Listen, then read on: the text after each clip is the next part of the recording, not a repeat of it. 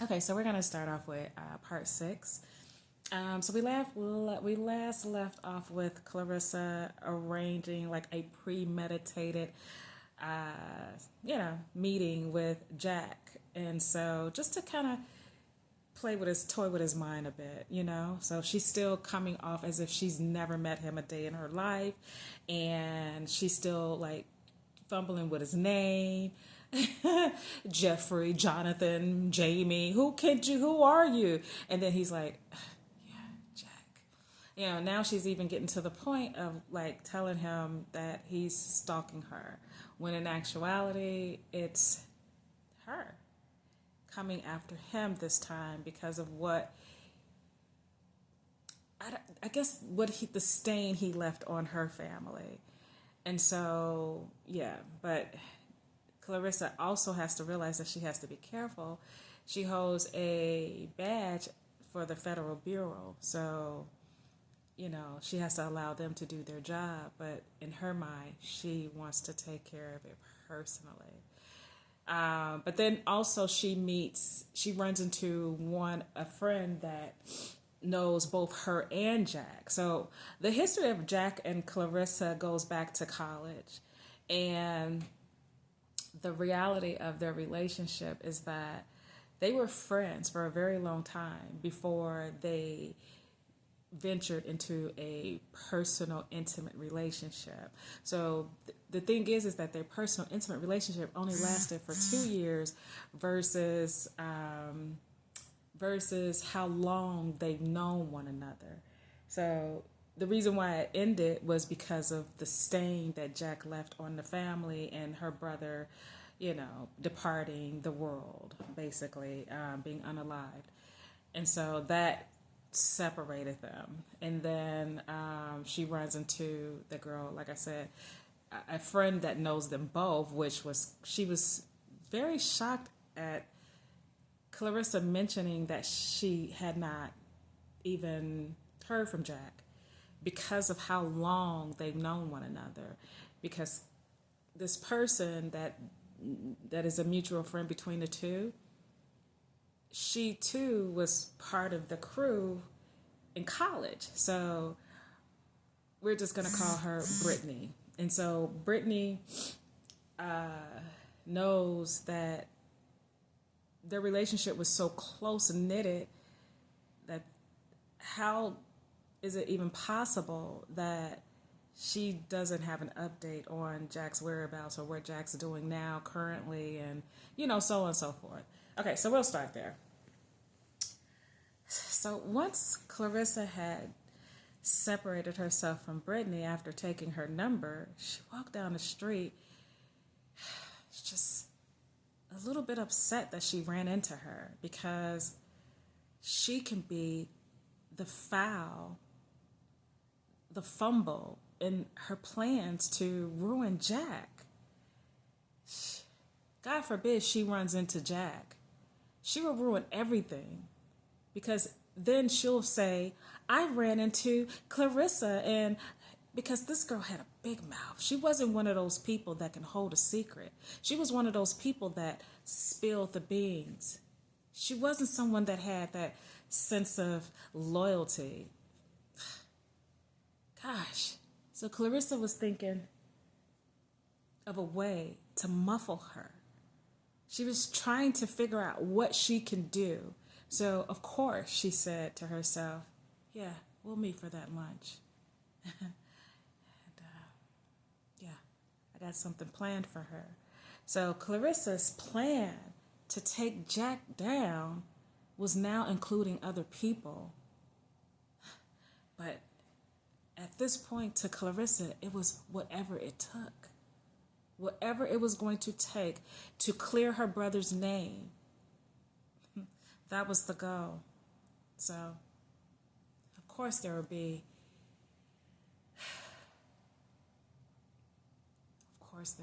people of the innocent that had to go too.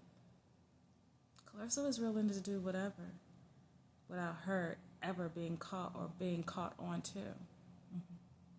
So, Clarissa walked on, And she called her mother just to make sure that her mother was okay and that Jack had not, you know, went against his word to reach out to her mother. Because had he did, she knew what she had to do next. So she picks up the phone and she calls Jack and, I mean, not Jack, but her mother. The phone just rang.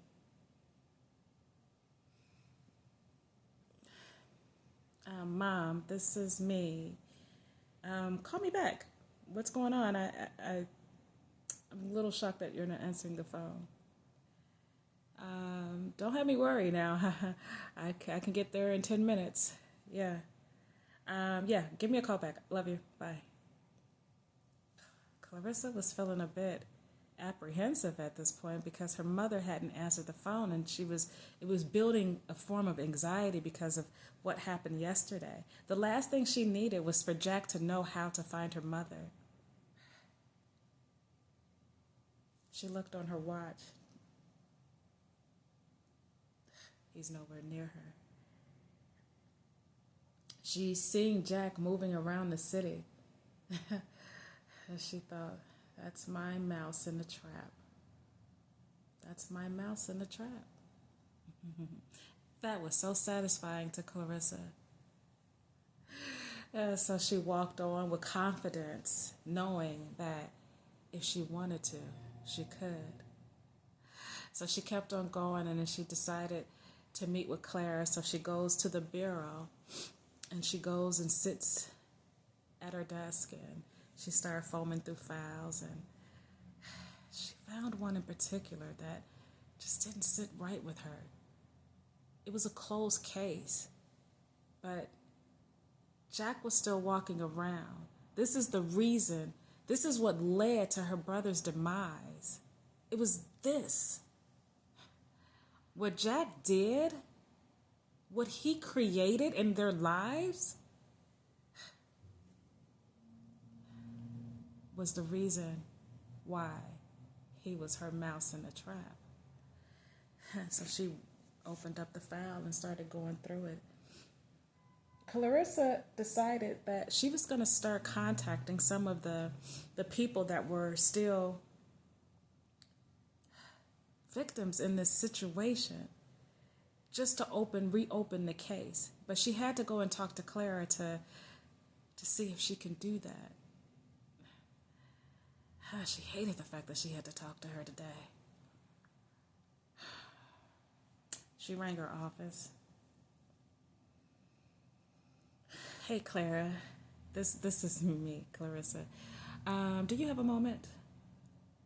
Oh, perfect. Okay, I should be in your office in just a few.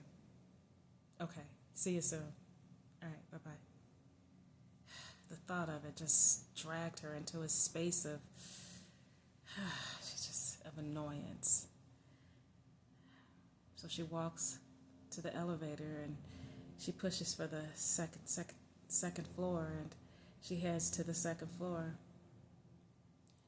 She gets off the elevator and she runs into a couple of her team members, and of course they did their greetings, and she continued on to Clara's office. And when she got there, she saw one of her team members in the office and the door was closed, and she looked around and she seen Clara, and Clara did this to her, and it nudged her inside a bit different, because the person that she was speaking to was the very person that last seen Jack.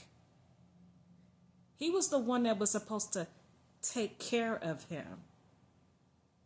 But instead he zapped his memory and set him free. Why? Clarissa put him on her mental list of people to take care of. He's on the list now. So shortly after, he opened up the door and he looked her in the eye, but there was something behind those eyes when he looked at her. It was fear. And Clarissa caught it and gave him a smile of, you better be scared. And she did this to him, and she walked dead into Claire's office and she looked her in the eye and